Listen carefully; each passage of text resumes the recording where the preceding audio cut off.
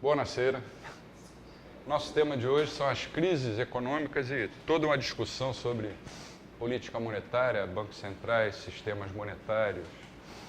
É uma discussão muito rica, abrangente, nós vamos só tocar em alguns pontos e seria interessante que a aula de hoje fosse uma aula mais participativa, porque cada um de nós vai ter uma ideia diferente, com certeza. Dizia o Hayek que você entregar o controle da oferta de moeda aos políticos é o mesmo que pedir a um gato para tomar conta de um pires de leite. Ou, como eu gosto de dizer, pedir ao rei Herodes para tomar conta de um berçário. Então, aparece ali o pires de leite, o gato. É claro que se você deixar o pires de leite do lado do gato, não vai sobrar uma gota. E será que o Hayek não estava certo? Para os keynesianos, não. Para os monetaristas também não. Para nós, austríacos, ele estava absolutamente certo. Veja o nosso amigo com a sua nova impressora KEM, da Bernanke Business Corporation. E ela está escrito aqui, garantia Ben Bernanke. E como ele, nós temos, com essa máquina, nós temos máquinas em todos os bancos centrais do mundo inteiro. Essa é a nossa agenda para hoje. Alguns pontos a gente vai desenvolver mais, outros que são mais conhecidos, um pouco menos. Um dos menos conhecidos, com certeza, é o tema da crise de 1920-1921 e o sucesso do remédio austríaco.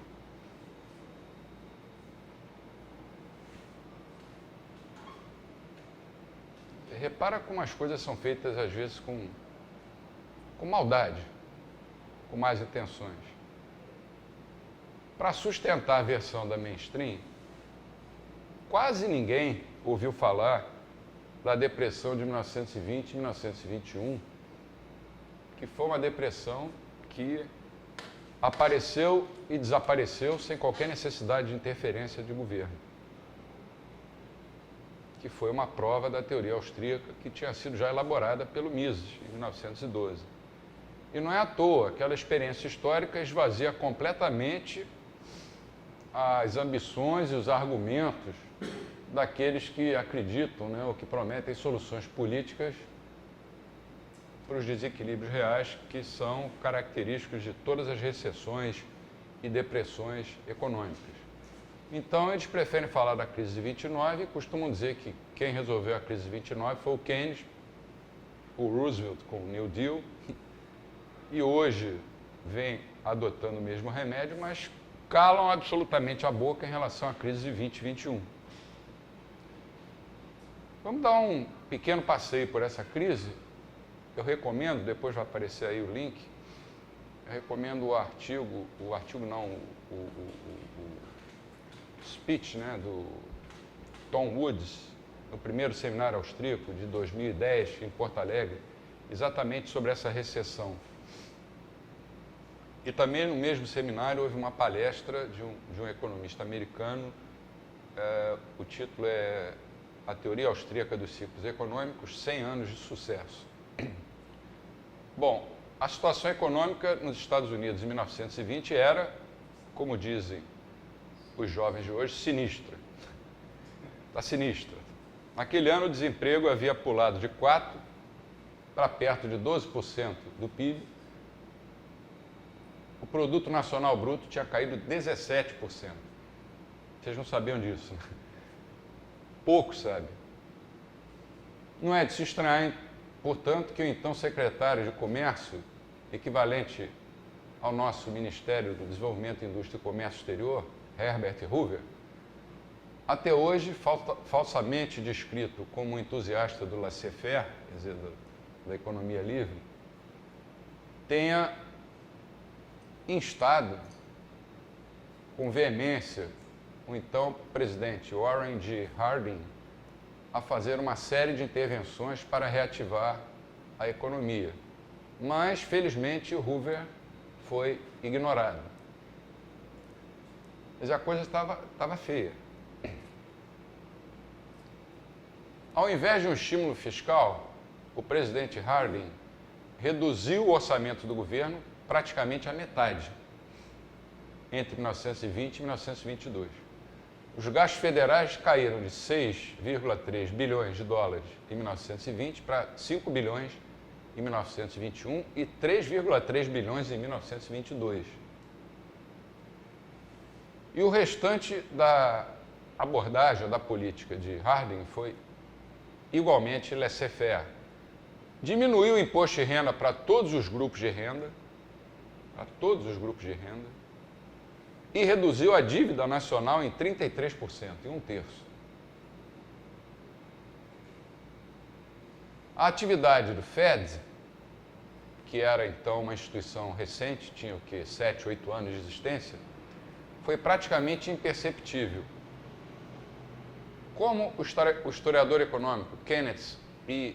Weyher escreveu, apesar da severidade da contração econômica, o Fed não utilizou seus poderes para aumentar a oferta monetária e combater a recessão. Bons tempos, né? Bons tempos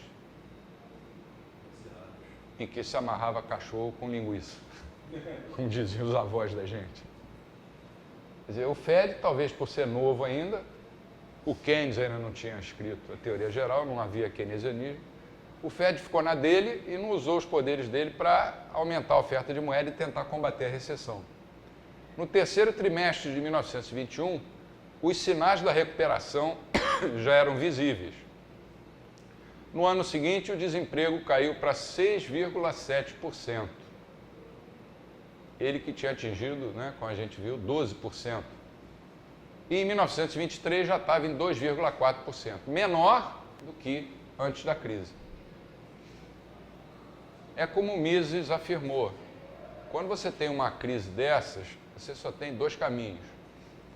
O primeiro caminho é esse aqui, quer dizer, o governo adotar uma política de austeridade, o Banco Central não emitir papéis pintados, daqueles que nós rasgamos, e aí os maus investimentos, que nós estudamos ontem, vão ser eliminados e a economia vai voltar a crescer numa trajetória sustentada. Esse é o primeiro caminho, que foi o caminho adotado pelo presidente Harding.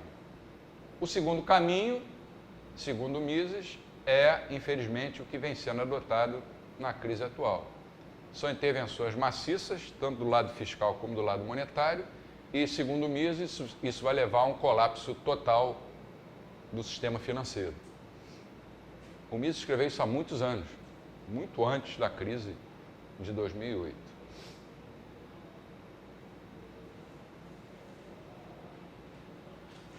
Os Estados Unidos permitiram que sua economia se reajustasse. Em 1920 e 21, escreveu um historiador, Anderson, encaramos nossos prejuízos, reajustamos nossa estrutura financeira, suportamos nossa depressão e em agosto de 1921 recomeçamos nosso crescimento. A reação ocorrida na produção e no emprego, que começou em agosto de 1921, foi solidamente baseada numa limpeza drástica do crédito mal feito. Isso é daqueles maus investimentos. O que é uma limpeza drástica? Quer dizer, a empresa está entupida de papéis podres, quebra. Deixa ela quebrar. É duro dizer isso, mas não há outra saída. E uma drástica redução nos custos de produção e na livre concorrência da iniciativa privada. A reação não se baseou em nenhuma política governamental criada para subsidiar os negócios. Mas ninguém fala nessa crise. Qualquer livro de macroeconomia fala da Grande Depressão de 29, que o Keynes entrou para salvar o mundo. Mas essa crise, que foi fortíssima, simplesmente é ignorada pelos economistas. Essa crise teria tido início como um reflexo da Primeira Guerra? Uma das causas foi a Primeira Guerra, Provavelmente endividados, sei lá. endividados. Embora os Estados Unidos, na Primeira Guerra, não tenham tido uma participação muito... Eu nem sei se os Estados Unidos participaram da Primeira Guerra Mundial.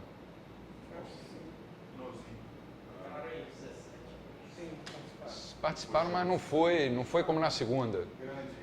É. O negócio foi mais no âmbito europeu. Ele publicou em 1936. O governo americano não fez aquilo que os economistas keynesianos, desde 1936, vêm insistindo para que todos os países façam. Praticar déficits orçamentários e estimular vários setores da economia, aumentando gastos. Pelo contrário, prevaleceu a antiquada para os keynesianos, ideia de que o governo deveria manter a tributação e os gastos em níveis baixos e reduzir a dívida pública. É essa ideia antiquada que nós, austríacos, continuamos defendendo até hoje.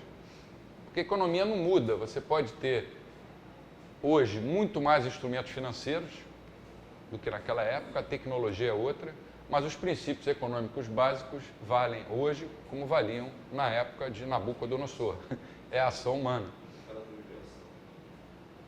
E permanente, né? Então, a ideia antiquada de que o governo devia deixar a crise acabar por conta própria acabou prevalecendo e a economia saiu da crise. E também não fez o que os monetaristas sugerem, expansões monetárias para atacar a crise. O problema foi que os governos que se seguiram, a economia saiu da crise e os governos seguintes gastaram excessivamente. Isso gerou um boom de crescimento nos anos 20, fantástico nos Estados Unidos, que era um boom artificial, que foi provocado por gastos do governo, endividamento e emissão de moeda sem lastro em poupança, e aí explodiu a crise em 29, quando a Bolsa de Nova York quebrou. O fator gerador dos ciclos econômicos não é um fenômeno inerente ao livre mercado. Você vê entrevistas aí de economistas brasileiros, como aquela que a gente estava falando ontem, dizendo que a culpa de toda essa crise é do neoliberalismo. As pessoas têm direito de dizer as bobagens que querem, mas eu acho que economistas deviam ter a obrigação de, pelo menos durante a vida deles, aprenderem com os erros deles e dos outros.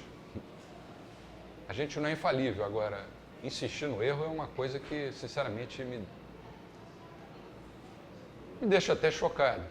Quer dizer, o que tem um neoliberalismo? Primeiro que neoliberalismo é uma expressão já forjada como que para xingar as pessoas. Fulano é um neoliberal. O que é o neoliberal? O que é o neo-keynesiano? Esses adjetivos, que são muito usados nos cadernos ditos culturais dos jornais, para mim não significam nada. Olha, o meu avô era italiano, torcedor do Fluminense. Meu pai era torcedor do Fluminense, jogou no Fluminense. Eu sou fluminense, meus 3 filhos torcem pelo Fluminense e minhas netas também.